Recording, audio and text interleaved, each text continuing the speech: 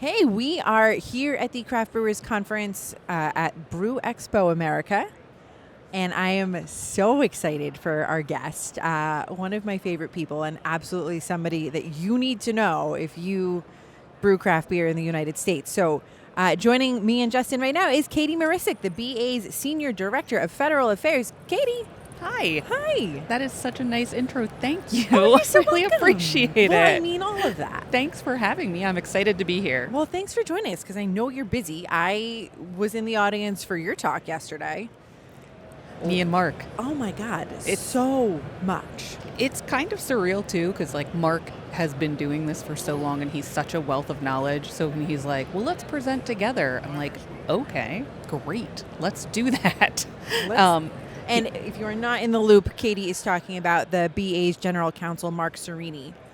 But to me, my friend, it sounds like you're having a little bit of imposter syndrome, and I would like you to not. Thank you. You're welcome. Yeah, I've been doing this for 9 years. I've been lobbying for much longer, though I'm very young for... Oh, no, we are being recorded. Okay. Well, we are being recorded. But I don't think I have imposter syndrome, but sometimes I still get a little bit of that buzz when you're around people who have been in the industry for so long. And he's smart. He's brought a ton to our government affairs team, and I think it's really helped because I think it's elevated the Brewers Association's political and government affairs work overall. So could not be happier. So important. Well, you guys knocked through a bunch of topics yesterday, so see how much my brain retained.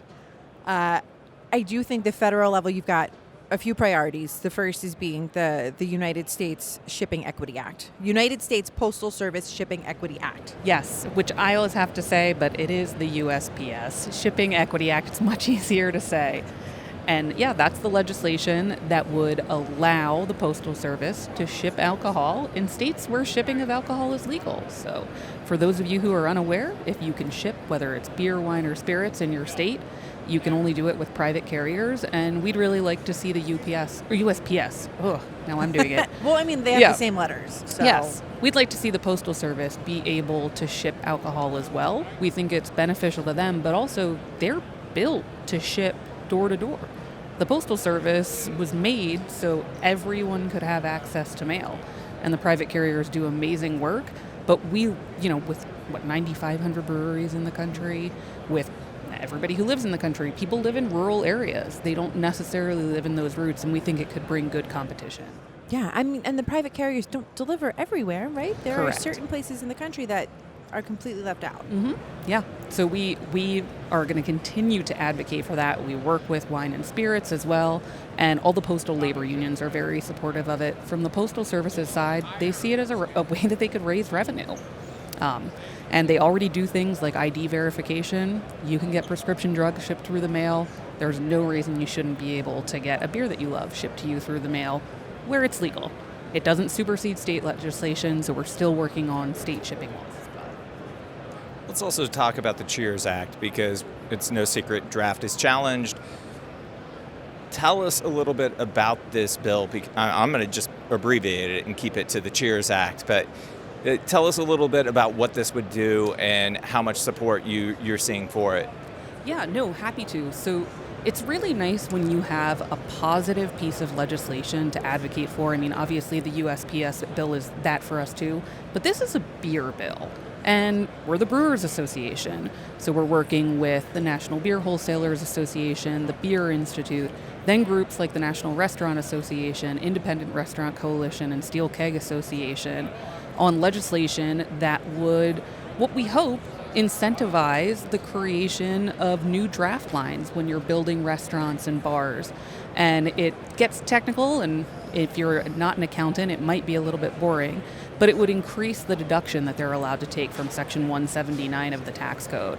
So we're happy. We're going to be supporting this during our hill climb, and we think that it is the type of thing that can incentivize one of the areas where beer is really the strongest, and I say strongest in, if you're drinking a draft drink, 99% of the time, it's going to be beer. And that's something that we want to continue to encourage. And you have a really nice industry coalition supporting this bill, right? Yes, we really do. And it's for us, it's really nice to be able to work with the Beer Institute and those other groups like we used to with the Craft Beverage Modernization and Tax Reform Act. It's like the band's back together. The band is back together.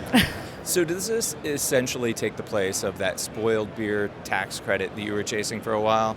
No, I wouldn't think that it takes the place. It's a little different, but there are similarities to it. But what we really are trying to do is, there's environmental aspects to it. You're going to have to meet certain requirements if you would qualify for this tax credit. But it's incentivizing what I would say is like new draft lines in some ways. The people who are selling the product to the consumers directly, the people who are putting in those draft systems, are going to benefit from being able to take that depreciation, that bigger depreciation. So similar, not a replacement, but definitely a priority. And what else should we be looking out for? Gosh. Sorry. Well, we are also paying attention right now to one of the tax bills that is in the Senate, bipartisan legislation passed out of the House. It addresses things like the child tax credit, but it also has tax provisions that would impact brewers. We've heard from a few since we've been here today about a research and development credit. It was a part of the Tax Cut and Jobs Act. It expired, and what it would do is allow you to depreciate the R&D, the money that you put into R&D in the year that it happens. And we have a lot of members who are taking advantage of that. And this is an impact on them. We're innovative. It's a cool industry, and I think Bart was talking today that we need to keep innovating and coming up with things that drive people to beer. So we want to make sure that our members are able to get benefits from that. It's probably unlikely to pass this year, though there is a coalition in the Senate that's working to try and get it done. But I'm pretty optimistic for 2025. I expect that to be a pretty big year tax-wise. Other things we are paying attention to, and I laugh a little bit about it, is the 2025 fiscal appropriations. We just finished the 2024 fiscal appropriations 6 months into the fiscal year, but they got it done slowly. So we work with the hop and barley growers really closely on USDA agricultural research services. And here there are a bunch of different places that are brewing beer made with a Vista hop. I don't know if you've had that one before. That's one of the hops that came from that research program. It's a public varietal. It was built to be, disease resistant to things like downy and powdery mildew. And having the funds so they were able to do that, it benefits public growers, private growers, and it's a super tasty hop. I would definitely check it out. And then advocating for the TTB as well. One of the things that Bob brought up yesterday and was a subject at the legislative conference was the 2025 dietary guidelines updates. So do you have any sense of where that's heading at this point as far as where the USDA and Health and Human Services may be leaning with those? I don't. But now I will test you from yesterday. Do you remember what ICPUD stands for? Oh my God, no. But Zoe had written a story where she called it out last week, and I put in the comments on the Google Docs, what on earth is this acronym? It's the Interagency Coordinating Committee for the Prevention of Underage Drinking. But for the people who are really aware of the dietary guidelines process, this is something that happens every 5 years. It used to be for the alcohol portion covered by the USDA, but it was changed to Health and Human Services. So in 2025, they'll be releasing new dietary guidelines. Current ones say that recommended amount of drinks in a day for a man, 2 drinks, a woman, 1 drink. They are reviewing that process, the National Academy of Science and Medical Engineering. The Substance Abuse and Mental Health Group, SAMHSA. It's many, many acronyms in Washington, D.C., and these are some of the longer ones.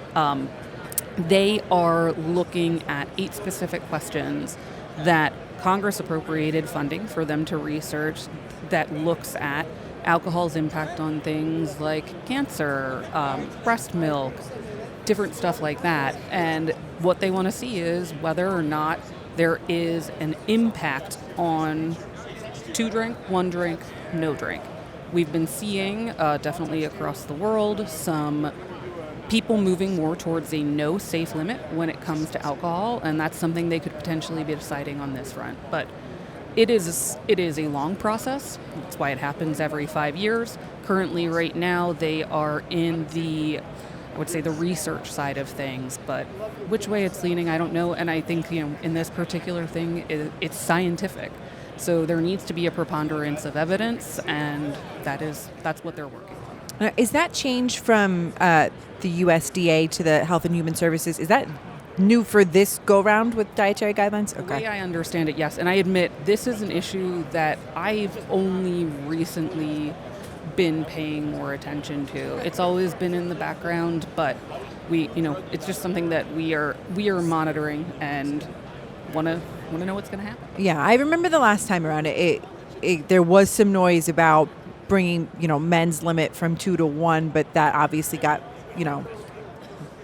fought off and didn't happen. But, when you had those 8 questions that they're looking at up on the screen, I was shocked that 3 of them pertain to lactation. And this is probably another conversation for another time, but it was just, to me, so everything about pregnancy and postpartum for the most part is we don't know. So I was like, oh, cool. Somebody actually wants to study this. That's good, but also, who knows? It probably is a conversation for another time. I need to read up a lot more on it. Because it was just so, everything was can you do this while you're a lactating American? Can you do that? Can you do this? Can you eat this? Nobody really knows. So I'm at least glad that science has taken up the cause, perhaps. But a lot going on. There's a lot going on. And we are getting ready to have our hill climb in June. So a bunch of different people will be coming to Washington, D.C. Obviously, our guild executive directors, who we partner with on a lot of things, they show up. Brewery CEOs, all BA members are welcome to join. It's a pretty great event, and we've extended it a little. It's not just a one-day event anymore. It's a half day, and we actually get a presentation from Bart as well. Wow. Also, the economists from the NBWA and the BI come and do a little bit more personal state of the industry. You get a Lester and Bart show? I do. That's exciting. Yes. I had to send out handwritten notes. It's a nice touch. Well, yeah. We appreciate the time, Katie. Thanks for doing this. Thank you guys for having me. You're awesome.